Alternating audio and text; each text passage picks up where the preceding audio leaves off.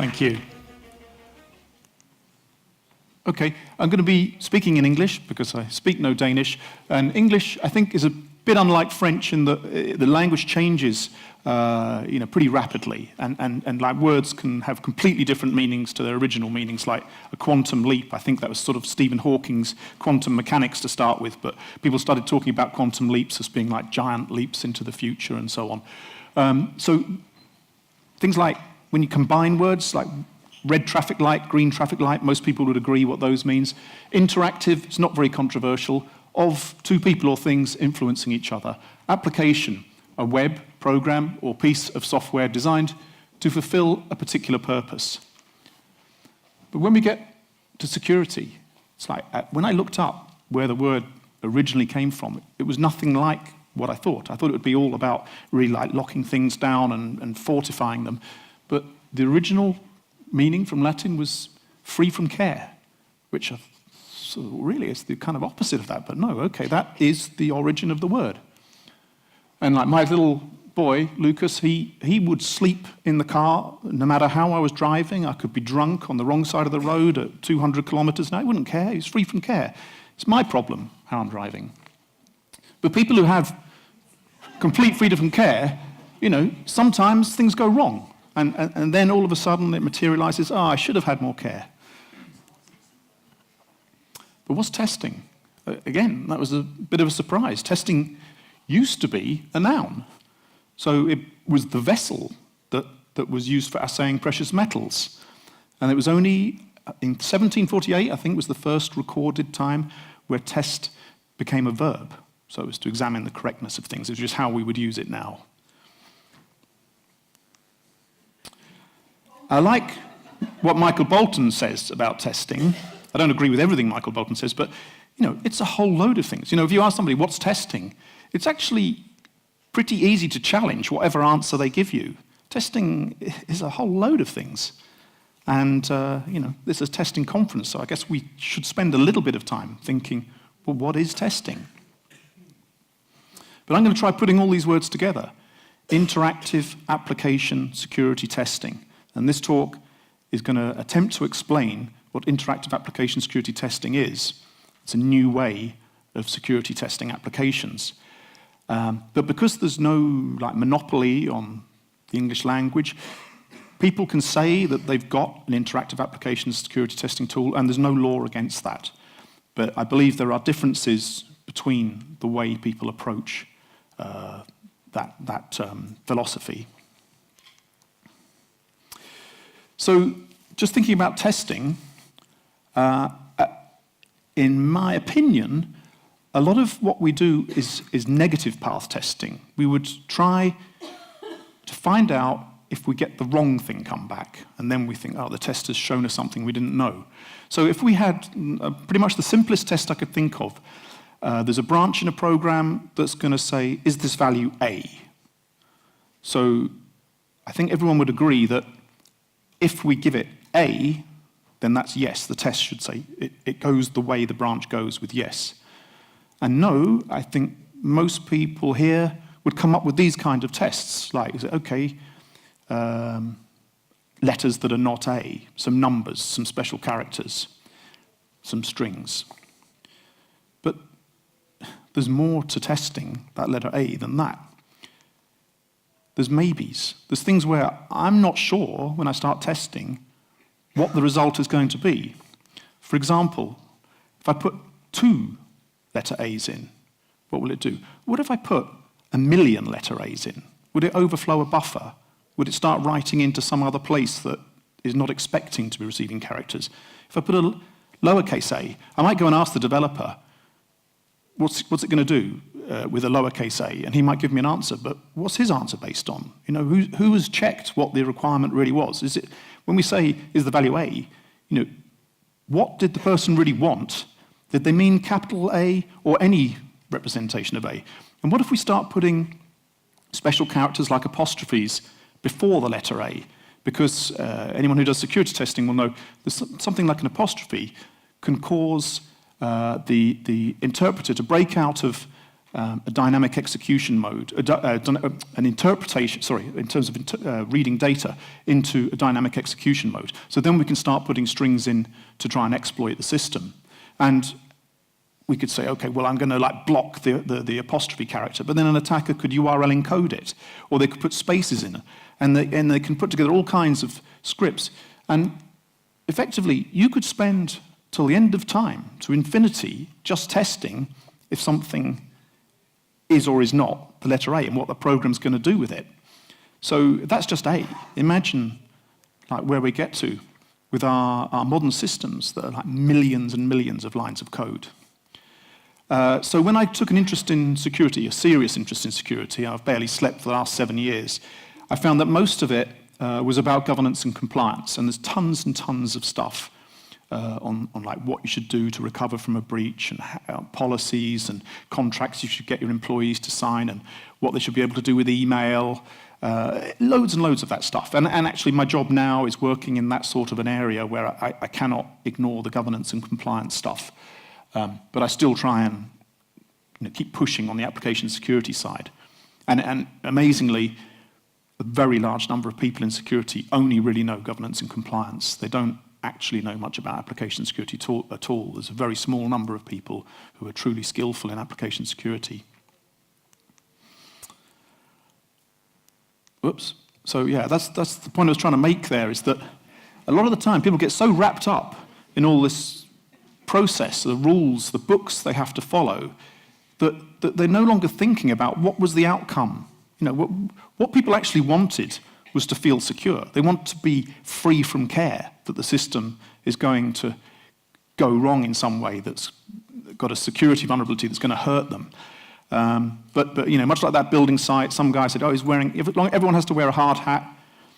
This guy's, totally not safe, but he's obeying the rules. And I think security's gone in that direction where people think, well, as long as the boxes are ticked, my job's done. We get hacked, that's somebody else's problem. And this all began with a complete change in really the vulnerability of our systems when Sir Tim Berners-Lee and Bernard Keogh created the first web server. So that was 1989, they wrote the paper. 1990, December 1990, they got the first web server up and running, and then they published their results in 1991. So most of our world now springs from that moment. And they created, they made use of existing technology like TCP, which allowed reliable communication. The internet already existed. There were things like ARPANET around years before. But they created the World Wide Web.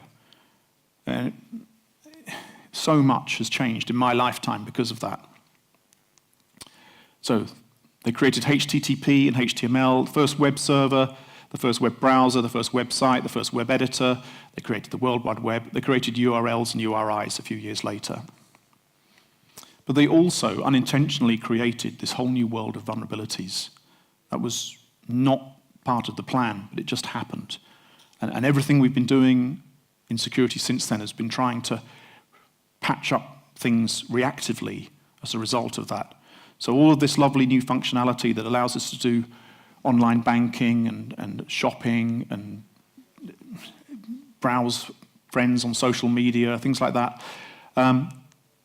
it's created this huge amount of vulnerabilities that this sort of language, like cross-site request forgery, just didn't exist before that time.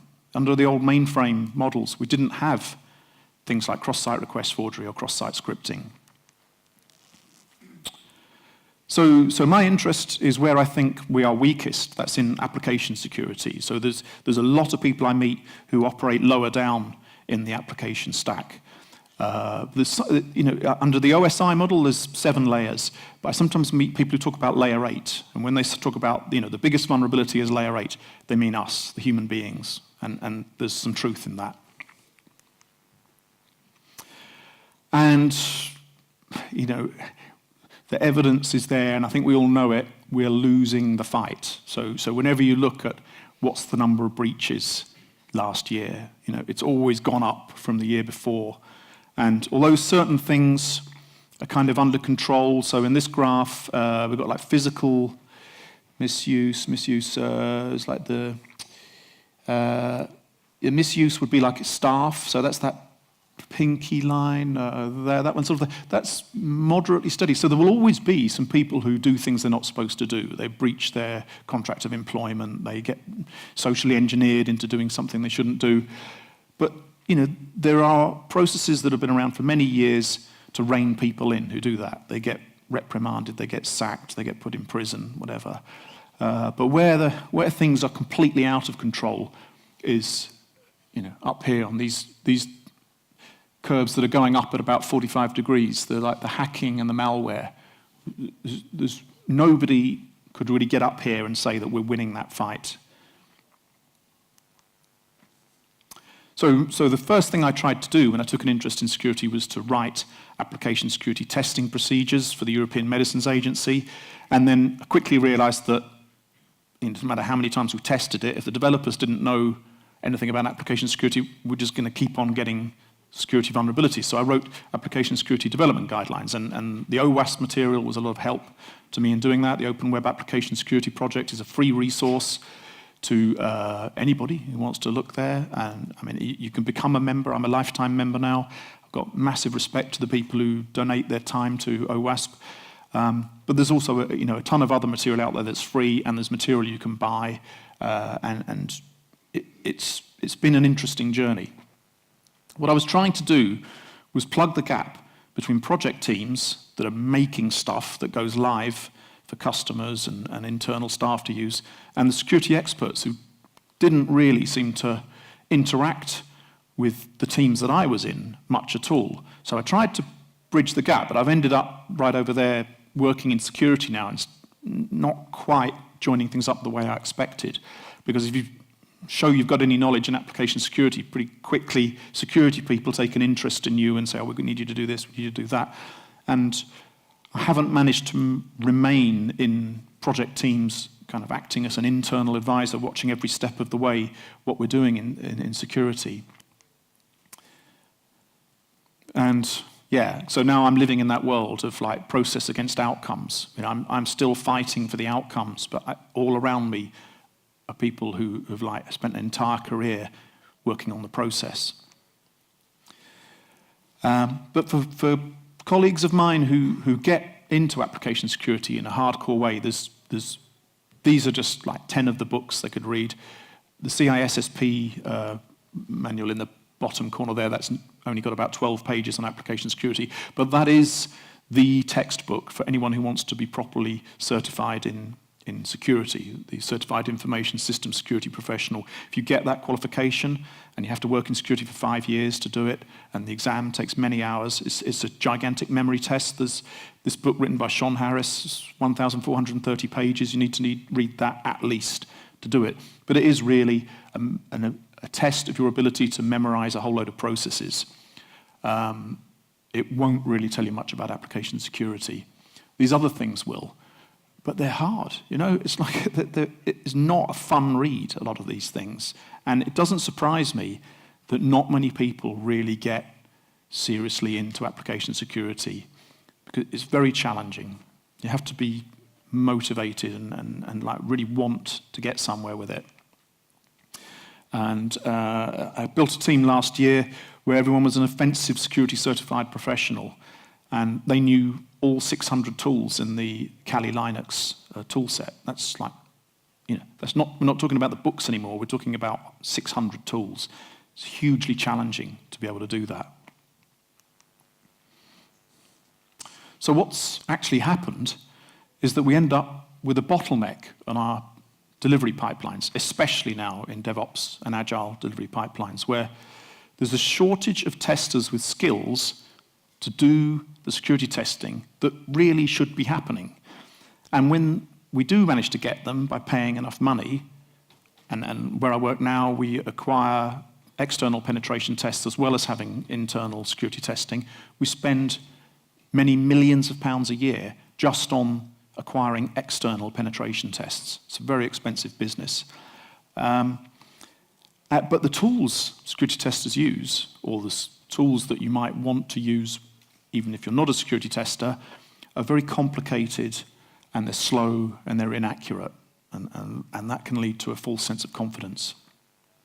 And there are many, many research papers written proving how bad these tools are. If you try and cut the skilled human intelligence and intuition out of the equation and just go with a push-button type solution, we say we're going to get a tool in that we just like automate it to like spider our website and find the vulnerabilities. Well, the University of California, Santa Barbara did that, and they tried the market-leading tools. Nothing got above 40% accuracy. So the false negatives were 60% and above. False negative being it tells you there isn't a vulnerability, but actually there is, and it wasn't found. And they know that because they built websites that they deliberately placed vulnerabilities in that should have been detected and were not. A similar piece of work from 6-7 years ago, the University of Coimbra, Portugal, showing that false positives were very high. So a false positive, it says there's a vulnerability, and the only time you find out it's not a vulnerability is when you've got one of those rare people who understands the code and understands security to look at it. I don't think many people could ever work faster than about one vulnerability every 15 minutes, or one positive result every 15 minutes, so 4 an hour. But when you're getting hundreds reported by the tool, human error will creep in. People who are very skillful with code and security will still make mistakes and say, okay, that's a false positive, when actually it isn't. And with these graphs, you know, if you try and correlate different tools, you end up with only a very small number where 4 different tools will agree as being really vulnerabilities, and that actually isn't inaccurate. The 21 was not. All 21 were not vulnerabilities.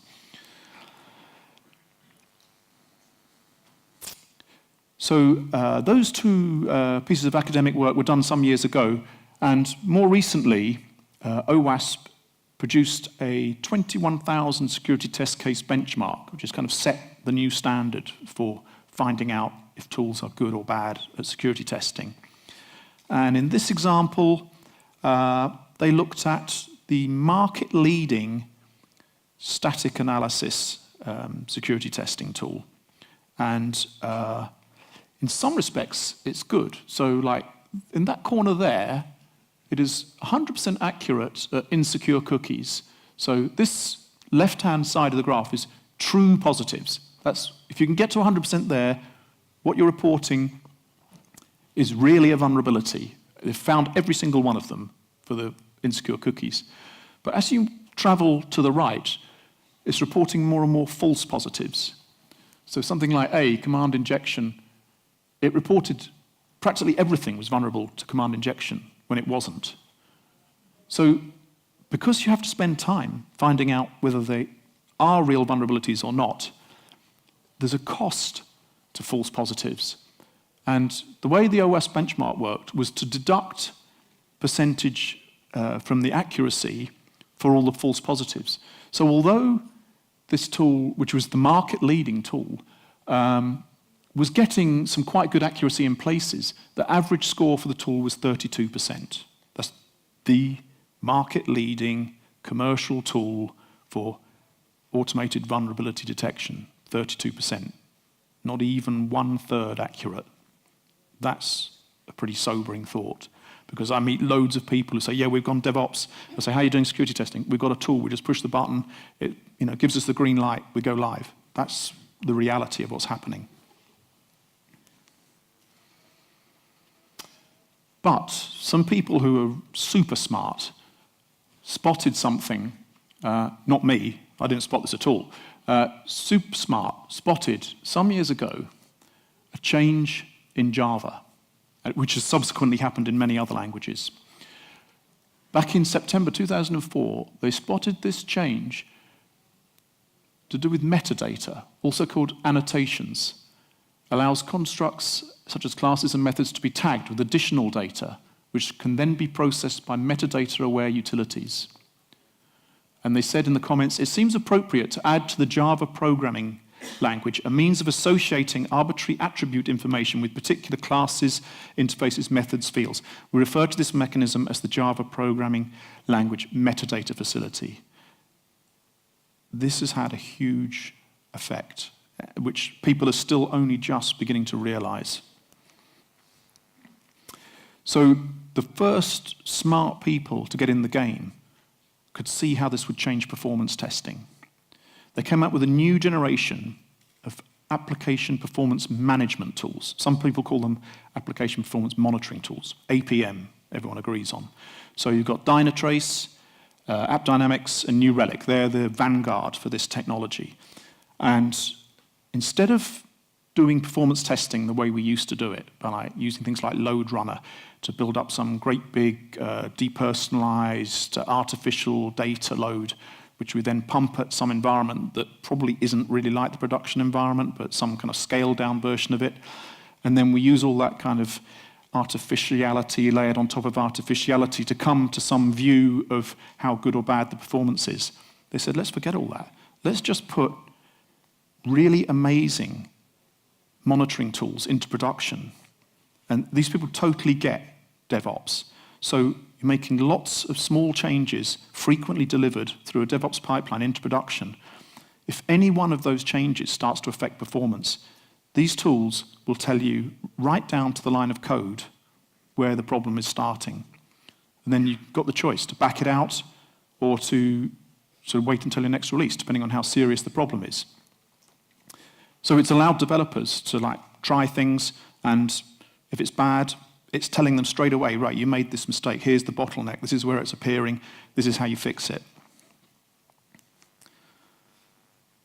And that has led to a shift right. I know for the last few years we've all been talking about shift left, but actually they're shifting right. They're saying there are still circumstances where you would want to do conventional performance testing. Say, for example, you use Amazon Web Services.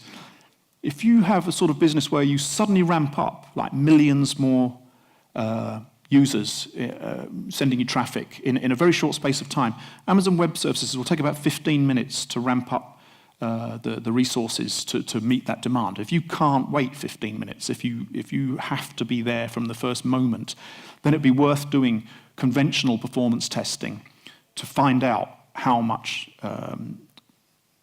processing power you need set aside for you, and then Amazon will set it aside in reserve for you, and it'll be there the moment you get your big ramp up. Say like a TV show that's asking people to vote online or something like that. But the performance is moving into production now, and I see that this, is very much game-changing to the conventional type of performance testing. And of course, more smart people said, well, if you can do that for performance, could it be done for security? And the answer, and the reason I'm standing up here, is yes. So there are attributes in systems that can be examined to find out if that system has been built well for security, without poking it, without injecting it with an exploit to see if the exploit succeeds or not. You can simply monitor movement through the system, any movement, and if, for example, the X-frame options header is not set to same origin, you're vulnerable to clickjacking. Clickjacking is when you get a transparent screen on your display that's hiding, sort of the child-parent relationship between the screen, so the frame, so that somebody could be tricking you into clicking things where you think you're playing a game, but really your online banking is operating behind the screen you see, or in a transparent way, so that you're transferring funds to their account. So by setting the X-frame option setter to same origin or deny, you prevent clickjacking. Well, there are many hundreds of attributes like that that can be assessed for how good they are and how secure you are. And there's only a few major pure players in the market. So this was the score from one of them, where their initial score was 97% true positive accuracy, 5% false positive. So the net score was 92.3%. They got it up to 99% now, I think. Yeah. The average score now, 99% accuracy, so almost no false positives. I was convinced by those figures, and persuaded my management to buy one of these tools, or a number of licenses, one of these tools, and implement it in a very large UK government department last year. It was the UK's first implementation. And the figures we saw completely matched this. We didn't actually get any false positives. So it's not to say that there couldn't be false positives show up sometime, but it actually lived up to the expectation. A lot of the people who build this technology have done a lot of work with OWASP, and they've sort of come together into commercial organizations to make these kind of tools. The one I use there is not the only one in the market. I mean, I try to do vendor-neutral talks, so if anyone wants to know who I think are the major players, I'll tell you, privately afterwards, but they are game-changing. So, interactive application security testing is the name that Gartner gave to this technology. It's not a name picked by the vendors, but Gartner came up with SAST, static application or analysis security testing, and dynamic analysis security testing. And this is the comparison between the old generation tools and the new generation tools. Dynamic application security testing tools don't report many false positives. They're down here over on the left-hand side because they're not reporting many true positives either. These are tools that you can use when you've built your applications, and you can run the code and then see how it performs. And they try and put in kind of like safe exploits to see, like, do I see this message come back XSS to show me I've got reflective cross-site scripting and so on. But the way those tools work is kind of in a flawed philosophy. So what you'll tend to see if you're using those kind of tools is lots of reflective cross-site scripting vulnerabilities, but practically no stored cross-site scripting and practically no document object model cross-site scripting. And stored is actually more dangerous than reflective, because with the stored cross-site scripting, somebody has planted something malicious in your database or your blog or something, someplace where users are going to go to, and one of them could be an administrator, and they will then pick up the malicious script. It works because the users must be logged in to get to the stored cross-site scripting. So every time stored cross-site scripting is accessed, it's going to work because the user's logged in. Reflective cross-site scripting is taking a punt that they're bouncing something malicious off a vulnerable server to you, and you might be logged into eBay or Amazon or something where they're selling some crap that's completely overpriced, and the script will run and cause you to bid on it or buy it or something like that. So, when you see a security report that is full of reflective cross-site scripting and no stored cross-site scripting vulnerabilities, you know that we're dealing with that kind of tool that is just looking at injecting something that's kind of like a harmless exploit and seeing something come back. But there could be like rudimentary defenses in the system that will block like an apostrophe or something like that, and these automated tools will then fall over. They'll think, oh yeah, I didn't get through. I didn't see the signature response come back. Well, there could be a vulnerability that just doesn't cause the vulnerability. It doesn't cause the signature to come back at you. There's loads of ways these tools don't work properly. And the static analysis tools, of course, you can use those early on. They're looking through the code, and they're then trying to use a kind of abstraction to simulate the code running. It looks at how the code's built, and they're trying to think, right, okay, if that was running, based on this huge rule set I've got, if it was running, what would it do, blah, blah, blah. So it's accurate in some ways, but when you compare it with like random guessing, it's only a bit better than random guessing. If you fell below that line, you're worse than guessing. So there are some tools that are worse than guessing. So if you get one of those, just do the opposite of whatever it says. But we could build a tool that just reported nothing as vulnerable, and we'd be over there in the left-hand corner. Or we could build a tool that just says, yeah, everything's vulnerable, and we'd be up there in the right-hand corner. To get over there in the top left-hand corner is very difficult. And it's been achieved by this completely different approach to testing. Instead of poking at things, hoping to see something negative come back, You're just observing the flow through the system. And that, I think, leads to the ability for people like ourselves who, well, I have spent a lot of time learning application security, but people who don't want to spend a lot of time learning application security testing, it misses them every time, or stops in time, you can be carefree, because there's tools like this that would do a better job than a skilled penetration tester. It's faster, it's accurate. There are still situations where you want a skilled security tester, because this sort of tool will not understand your bespoke business logic unless you program it to do that. It can be done, but you have to know Groovy to do that. So it's like, again, it's like we now need the people with the rare skills in security and coding. But I think with these kind of tools, yeah, you can go in all kinds of new directions, because you're probably, most of you, not going to be spending a lot of time learning application security, although there's bound to be some people here who are security people. But for the average tester, you're never really going to get round to spending all the time it's going to take to get good at security. So I kind of, the e-books I gave away with Eurostar and things like that on how to do application security testing, well, everyone's welcome to get them and download them for free, but I know most people don't do that. So with these kind of tools, you could work much closer with developers, showing them where's the line of code. You could develop processes with them to make sure that the vulnerabilities get remediated. You can prevent defects as soon as the code is written. You don't have to wait till it's deployed into a test environment. You could work closer with production, operation support, maintenance, because there's a complementary technology called runtime application self-protection, RASP, uses the same approach, and it doesn't try and detect vulnerabilities in dev and test. It just looks for an exploit materializing in a production environment, and then it blocks it and reports it straight away. That's causing some developers to not do any security testing at all. They're just putting code into production, and then if the RASP detects an attack, then they fix that piece of code where a vulnerability was where somebody tried to attempt to exploit a vulnerability, but RASP stopped it. But it also gives you the ability to become a trusted advisor. You can talk to senior management. Yeah, here's your dashboard. Here's the vulnerabilities in your system, found quickly and accurately.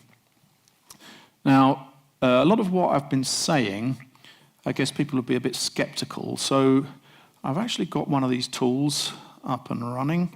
Should I just make that a little bit smaller? Without my glasses on, of course. So let's get out of the way. Oh, there we go. PowerPoint. Let's just quit it. So here we go. Anyone who knows about security has probably heard of the Budget Store. So anyone here done any security stuff? Ever used the Budget Store to try and... Oh, hello. Right, so the Budget Store was created by Simon Bennett, the developer who's done a lot of stuff for OWASP, but he's also, he's an independent security specialist who created OWASP Zap, which is like a free, great intercepting proxy tool. Now, he's completely independent of any vendor trying to sell IAST solutions. But I've got over here an IAST tool up and running, monitoring the Budget Store. It could monitor Ticketbook and OSX WebGoat, but those are produced by people who produce IAST tools, so it wouldn't be a fair comparison. So if we go to the Budget Store, does anyone want to actually try doing this? Anyone who's never done any security testing want to have a go at getting up and doing a bit of... You don't need to know how to run an exploit. In fact, you deliberately don't do exploits. Who are you pointing at? One lady in the... Oh yeah, please come down. Please come down. So what we don't want you to do is then put a load of fancy cross-site scripting type scripting. What I want to demonstrate is somebody just going about normal testing. So just putting in anything you like, just for 30 seconds or something. Just do anything you like. Add some. This is a fake shopping site, so you can add whatchamacallits. You can put them in your basket. You can increase, decrease numbers. You can put comments on the about us or no contact us. Things like that. Whatever you want to do. Okay. We need a whatchamacallit. Yeah, let's have some whatchamacallits. So there's tip of my tongues, and there's quantities just there. Yeah, go for it and add them to the basket, great. Yeah, why not?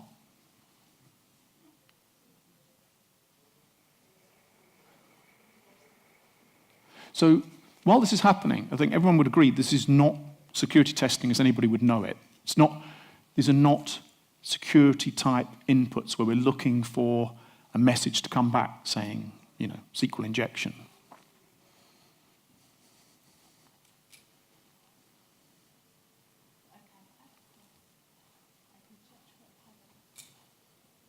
Oh, it might have to be logged in for that, I don't know, but guest user, I don't know. But yeah, you can just put anything, I think you'll log in with any identity, any credentials.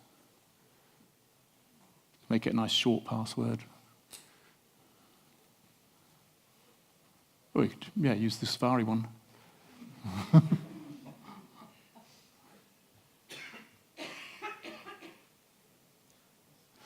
Okay, so we'll add a few comments, or the contact us thing.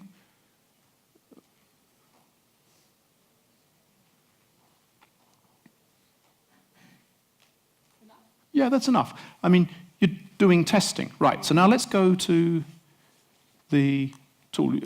Thank you very much for your help. Thank you, that was marvelous. So now, I'm going to just refresh this page, and we're looking here at this budget line here, the top one. Let's find out if any vulnerabilities were detected by the movement of data through the budget store. Yeah, okay, that was very good, actually. You got 10. So we've got 10 vulnerabilities. Well, there's 4 criticals there. You don't know security testing, do you? Okay. So let's have a look. SQL injection.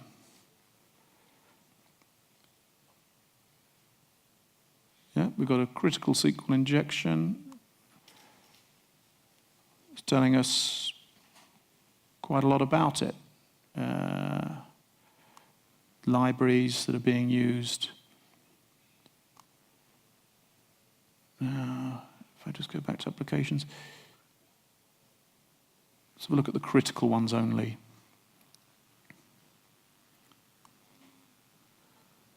So the thing that I think is best about this tool is it tells the user straight away, right, the problem was originated by accessing the following code, and it's on line 70.